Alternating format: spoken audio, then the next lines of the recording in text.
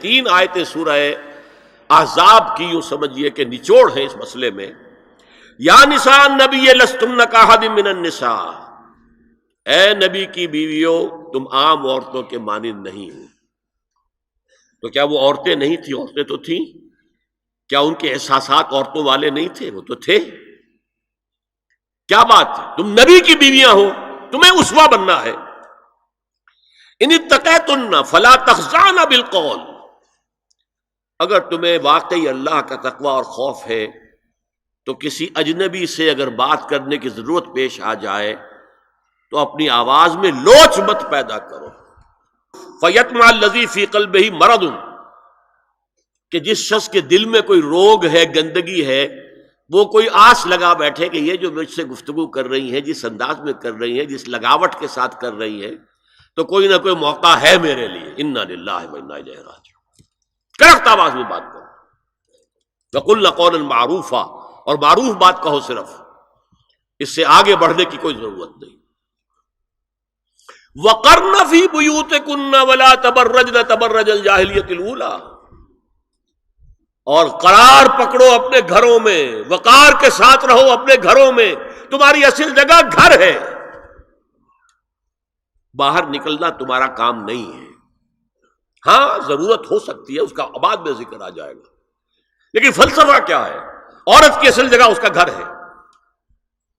جو ڈیوٹیز کی تقسیم کر دی گئی ہے اللہ کی طرف سے، اس میں عورت کا اصل مقام اس کا گھر ہے.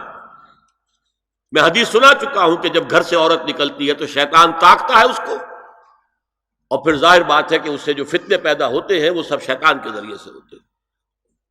وَلَا تَبَرَّجْنَ تَبَرُّجَ الْجَاهِلِيَّةِ الْأُولَىٰ، اور جو جاہلیت تھی، اسلام کے آنے سے پہلے کا جو دور تھا، اس میں جس طرح تم بند سمر کر اور لوگوں کی نگاہوں میں آنے کے لیے نکلتی تھیں، اب وہ طریقہ اختیار نہ کرو.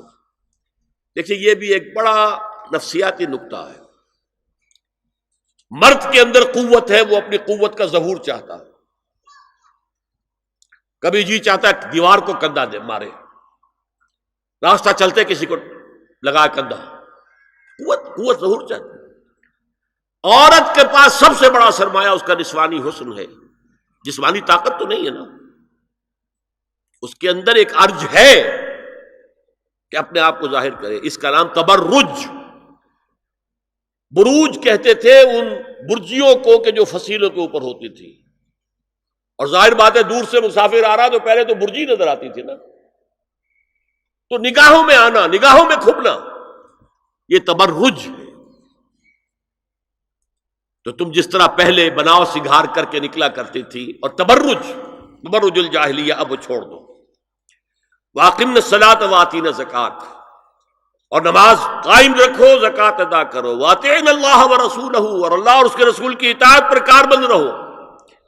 اب آئے الفاظ جو اہم ترین ہیں. انما یرید اللہ لیذھب عنکم الرجس اہل البیت ویطہرکم تطہیرا. اے نبی کے گھر والیو، اللہ یہ چاہتا ہے کہ تم سے ہر طرح کی برائی، ہر طرح کی ناپاکی کو دور کر دے اور تمہیں پاک کر دے. پاک کرنا کر، خوب خوب خوب خوب. تطہیرا، یطہرکم تطہیرا. کیوں؟ تمہیں نمونہ بننا ہے، تمہیں اسوہ بننا ہے. یہ الفاظ اصل میں آئے ہیں قرآن مجید میں ازواج مطہرات کے بارے میں. سارا جملہ چل رہا ہے یا نساء النبی سے. ہمارے کچھ دوستوں نے اسو کہا ہے کہ اہل بیت سے مراد حضرت علی، حضرت فاطمہ، حضرات حسنین ہیں. وہ بھی حضور نے فرمایا. میں نے ایک ٹی وی مذاکرے کے اندر بھی جب کچھ حضرات یہ کہہ رہے تھے کہ اہل بیت تو اصل میں وہ ہیں، میں نے کہا نہیں، اصل میں بیویاں ہیں لیکن وہ بھی اہل بیت ہیں. حضور نے ایک چادر میں جب سمیٹا سب کو، تو یہ بھی اللہم ہؤلاء اہل بیت، یہ بھی میرے اہل بیت ہیں. سلمان منا اہل البیت، سلمان بھی ہمارے اہل بیت میں سے، جو جتنا قریب ہوا. لیکن قرآن میں یہ لفظ آتا ہے صرف بیویوں کے لیے، ازواج کے لیے. یا ایھا الذین آمنوا لا تدخلوا بیوت النبی حتی یؤذن لکم. اہل ایمان، نبی کے گھروں میں داخل نہ ہوا کرو جب تک کہ اذن نہ دیا جائے. اور اس کے بعد فرمایا وَإِذَا سَأَلْتُمُوهُنَّ مَتَاعًا فَاسْأَلُوهُنَّ مِنْ وَرَاءِ حِجَابٍ. اور دیکھو اگر نبی کی بیویوں سے کوئی چیز مانگنی ہو تو پردے کی اوٹ سے مانگو. یہ حجاب کا لفظ آیا ہے جس کو کہا جاتا ہے کہ حجاب کا تو حکم قرآن میں ہے ہی نہیں.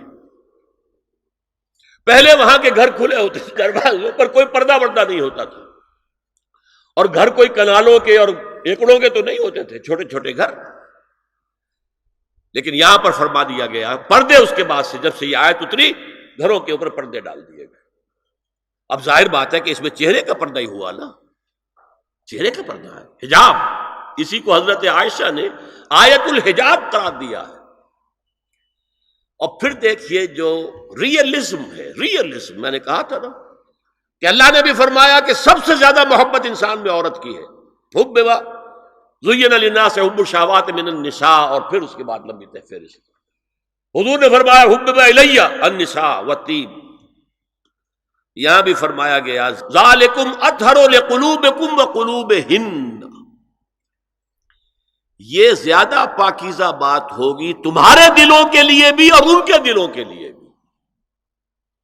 اگر نبی کی بیوی بے حجاب تمہارے سامنے آ جائے گی تو وہ نبی کی بیوی ہے اور ازواج مطہرات ہونے کی حیثیت سے تمہاری ماں بھی ہے، لیکن ایک عورت بھی تو ہے.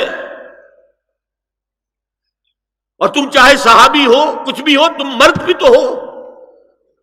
یہ مرد اور عورت کے درمیان جو کشش ہے یہاں بھی اس کا صاف. نبی کی بیویوں کو بھی یہ نہیں کہا کہ اس سے ماوراء ہے، معصوم تو کوئی نہیں نبی کے علاوہ. وہ تو اللہ کہہ رہا ہے ہم تمہیں پاک کر دینا چاہتے ہیں، پوری طرح پاک کر دینا چاہتے ہیں تاکہ تم تمام خواتین امت کے لیے اسوہ بن جاؤ. فرمایا یہ جو پردے کی اوٹ سے کوئی شے لینا دینا ہے، اس لیے تمہارے دلوں کے لیے بھی زیادہ پاکیزہ بات ہے اور ان کے دلوں کے لیے بھی. یہ ہے اللہ تعالی کا حکم سورہ احزاب کے اندر. اس کے بعد اسی سورہ احزاب میں اس سے جو مستثنا ہے گھروں میں اذن لیے بغیر بھی داخل ہو سکے، جن کے سامنے ازواج مطہرات اپنے کھلے چہرے کے ساتھ آ سکتی تھی، ان کی ایک فہرست دی گئی. یہ مختصر فہرست ہے. لا جناح علیہن فی آبائہن ولا ابنائہن ولا اخوانہن ولا ابناء اخوانہن ولا ابناء اخواتہن ولا نسائہن ولا ما ملکت ایمانہن واتقین اللہ ان اللہ کان علی کل شیء شہیدا. کوئی حرج نہیں ہے ازواج مطہرات پر ان کے باپوں کے سلسلے میں. ابو بکر آئے تو جائیں سیدھے حضرت عائشہ کے حجرے میں، کون روکے گا؟ اور بیٹوں کے اور ان کے بھائیوں کے اور ان کے بیٹوں کے بھائی بھتیجے اور ان کی بہنوں کے بیٹے یعنی بھانجے. ولا نسائہن، نسائہن اس کو میں چاہتا ہوں نوٹ کریں آپ، اپنی عورتیں، جان پہچان کی عورتیں، اجنبی عورتیں نہیں. اس پر مزید گفتگو ہوگی سورہ نور کے حوالے سے. ولا ما ملکت ایمانہن، اور جو ان کے ملک یمین ہیں.